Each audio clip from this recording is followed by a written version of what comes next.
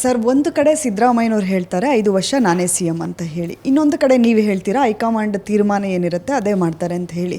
ಆದರೆ 5 ವರ್ಷ C M ಆಗಿ ನಾನು ಆಡಳಿತ ಮಾಡ್ತೀನಿ ಅಂತ ಹೇಳಿದ ನಂತರ ಅವರು ಪೊಲೀಸ್ ಸ್ಟಾಪ್ ಇಟ್ಟು ಹೈಕಮಾಂಡ್ ತೀರ್ಮಾನ ಅಂತ ಹೇಳ್ತಾರೆ. ಹಾಗಿದ್ರೆ ಪಿಕ್ಚರ್ ಹಬ್ಬಿ ಬಾಕಿ ಅಂತನಾ? ಅಲ್ಲ, ಹೋಪ್ಫುಲಿ ಅಂತಲೂ ಹೇಳಿದ್ರು ಅವರು. ಮುಂದಿನ ವರ್ಷದ ದಸರಾ ಹೋಪ್ಫುಲಿ ನಾನೇ ಉದ್ಘಾಟನೆ ಮಾಡ್ತೀನಿ, ಹೈಕಮಾಂಡ್ ಹೇಳ್ದಂಗೆ ಕೇಳ್ತೀವಿ ಅಂತ. ಈಗ ಎಲ್ಲದರಲ್ಲೂ ಅವ್ರ ಮಾತಿನಲ್ಲೇ ಎಲ್ಲದಕ್ಕೂ ಉತ್ತರ ಇದೆ. ತಿಳ್ಕೊಳ್ಳೋರು ತಿಳ್ಕೊಳ್ಬೇಕು. ಚರ್ಚೆ ಹೆಂಗೆ ಬೇಕಾದ್ರೂ ಮಾಡ್ಕೊಳ್ಳಿ, ಯಾವ ರೀತಿ ಯಾರು ಊಹಿಸ್ಕೊಡಿ, ಅದನ್ನು ನಿಂಬಿಟ್ಟಿದ್ದು. ಅರ್ಥ ಆಯ್ತು. ಮಾತಾಡಿದ್ದಾರೆ, ನೀವು ತೋರಿಸಿದ್ದೀರಿ, ನಾನು ಕಿವಿಲಿ ಕೇಳ್ಕೊಂಡಿದ್ದೀನಿ ಅಷ್ಟೇ. ಸರ್, ನಂದೊಂದು ಕ್ವಶನ್ ಇದೆ. ಅಂದರೆ ಸಿ ಎಮ್ ಚೇಂಜ್ ಆಗ್ತಾರೆ ಅಂತ ಅಂದ್ಬಿಟ್ಟು ಯಾವಾಗೆಲ್ಲ ಚರ್ಚೆ ಆಗುತ್ತೆ, ಈ ದಲಿತ ಸಿ ಎಮ್ ಅನ್ನೋ ವಿಚಾರನೂ ಕೂಡ ಬರುತ್ತೆ.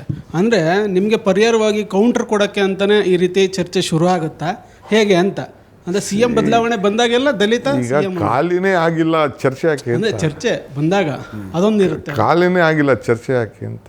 ಅಂದರೆ ನಿಮ್ಮ ಹಾದಿಯಲ್ಲಿ ಮುಳ್ಳುಗಳನ್ನು ಹಾಕುವುದಕ್ಕೆ ನಿಮ್ಮಲ್ಲೇ ನಿಮ್ಮ ಅಕ್ಕಪಕ್ಕದಲ್ಲಿರೋರು ಒಂದಷ್ಟು ಜನ ತಯಾರಾಗಿ ನಿಂತಿರ್ತಾರೆ ಅಂತ.